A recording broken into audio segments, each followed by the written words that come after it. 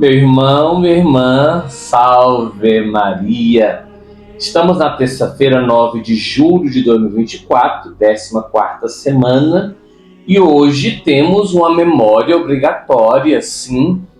Essa memória obrigatória nos faz entender que é preciso celebrar este santo, no caso esta santa, mas as leituras seguem o quadro normal, ou seja, continuaremos a ouvir a profecia de Oséias e também do Evangelho de Mateus. Contudo, se numa comunidade que tiver essa santa como padroeira, aí sim é toda uma liturgia própria daquela santa, que é a Virgem Santa Paulina do Coração Agonizante de Jesus. E nessa alegria que aqui estamos, em nome do Pai, do Filho, do Espírito Santo. Amém. Santa Paulina é nascida Amabile Lúcia Visintainer. Ela nasce em 16 de dezembro de 1865. Ela nasce na Itália, na província de Trento, numa pequena cidade chamada Vigolo Vataro, no norte da Itália. Ela é de uma família, de um casal cristão napoleoniana, e porém muito pobres. Nessa época, ali no início do século XIX, meados do século XIX, começava a emigração dos italianos, movida pela doença e também pela carestia que assolava a região. E esse pessoal que era dessa província de Trento vem para o Brasil e encontra abrigo no nosso estado chamado Santa Catarina. E ali vão constituir uma região com pequenos vilarejos chamados de Nova Trento. E ali viveu a Madre Lúcia Visintainer, que veio a se tornar depois Santa Paulina do Coração Agonizante de Jesus. Ela que inicia no solo brasileiro com a aprovação do bispo de Curitiba. Ela inicia a congregação das Irmãzinhas da Imaculada Conceição e inicia com duas, Amable e Virgínia, e que depois tornou-se esta congregação tão querida no nosso país e que está em muitas regiões. Inicialmente cuidando de doentes, crianças órfãs, também ajudando a abrigar os ex-escravos e seus filhos depois da abolição. E ela, então, é vista como um modelo para a Igreja, de modo geral, e, obviamente, um modelo para toda a Igreja. Beatificada pelo Papa João Paulo II em 91, quando o Papa visitou aqui o Brasil, e depois o mesmo Papa, no ano de 2002, a tornou, assim, a primeira santa do Brasil. Daí esse caráter de memória obrigatória. Detalhe, primeira santa do Brasil não nascida, porque o primeiro nascido no Brasil a ser santo vai ser Frei Galvão, e primeira santa nascida será Santa Dulce.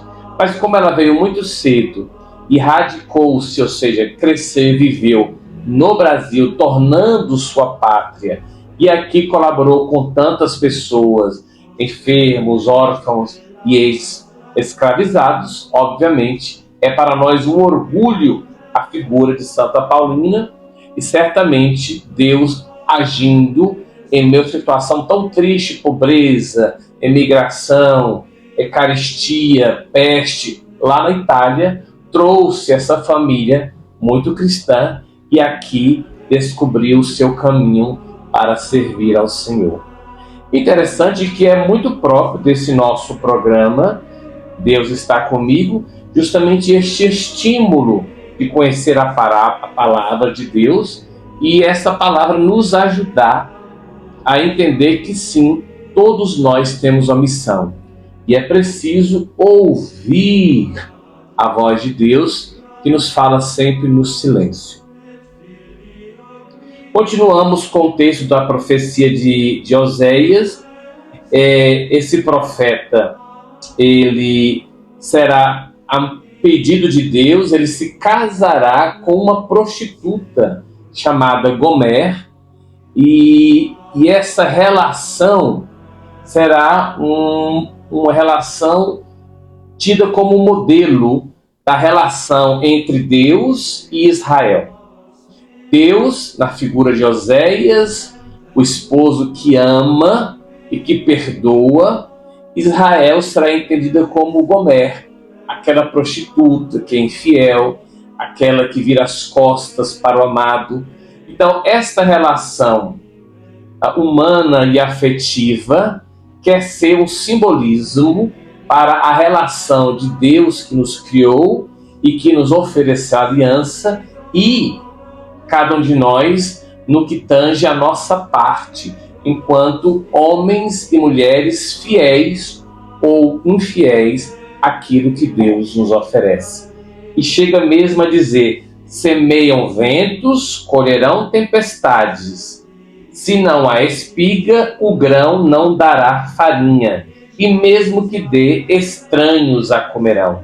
Então é sempre um movimento de percepção da infidelidade, de acolhimento do arrependimento, de perdão dessa pessoa, mas que cai outras vezes. Contudo, nós não podemos desconfiar da misericórdia do Senhor. Por isso o Salmo diz: confia, Israel, no Senhor. Pede que nós não depositemos nossa confiança nas realidades deste mundo, em deuses pagãos, ouro e prata. Todos eles são obras humanas. Padre, então aqui está com muita clareza uma negativa para o uso das imagens. Não. O catecismo da igreja é muito claro quando diz que a raiz, a idolatria é causada quando o meu coração se desvia de Deus. Sim, pode se desviar para a imagem? Pode. Mas pode se desviar para a infidelidade, para o adultério, pode se desviar para o dinheiro, para o poder, para a corrupção, N coisas. Ou seja, o que é idolatria é quando o meu coração transforma algo ou alguém num Deus, que na verdade é um ídolo, e que com isso eu tento substituir aquela realidade que o meu íntimo clama, que é Deus. E o que vai acontecer? Ficaremos no vazio. Porque nada que eu tente colocar no lugar que é devido a Deus irá produzir o que eu tanto desejo: a sede saciada e a fome estancada. Sem Deus, no nosso lugar mais íntimo, nós continuaremos como verdadeiros pedintes, porque sem Ele nada somos, nada temos. E como diz Teresa de Ávila, só Ele basta, Ele não passa. Por isso, confia Israel no Senhor. A igreja nunca ensinou que imagens são nossos deuses, jamais, e são elementos estéticos que fazem com que as realidades e os espaços indiquem que naquele lugar temos que nos voltar todo para Deus, até que Deus seja tudo em todos nós. No Evangelho de Mateus, continuamos, capítulo 9, tem duas situações. A primeira, que é uma insistência, quando dizem que Jesus cura as pessoas pela força do demônio. Jesus mesmo vai dizer: se eu curo por força do demônio, esse reino está dividido, e nenhum reino dividido ficará em pé. A força de Deus é Deus. Jesus é Deus e é na sua força que ele cura e transforma. E diz mais, pregando, passando e vendo as multidões, Jesus tem compaixão delas, porque estão cansadas e abatidas, como ovelhas que não têm pastor. E Jesus então diz: a messe é grande, mas os trabalhadores são poucos. Pedi ao dono da messe que envie trabalhadores para a sua colheita. A grosso modo, pensamos logo em padres, em diáconos. Que bom, também, mas não só. Leigos, leigas, líderes das comunidades, homens e mulheres de fé, que se tornam, pelo batismo, sal da terra e luz do mundo. Todos nós devemos nos entender como trabalhadores da vinha.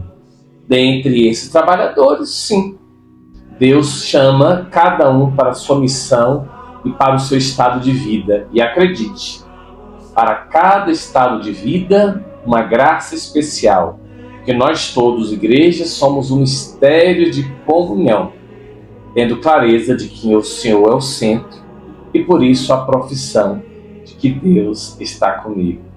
Abençoe-nos a nós e esta água, que nos faz lembrar da graça recebida no batismo, que nos ajuda na luta contra o mal. Amém.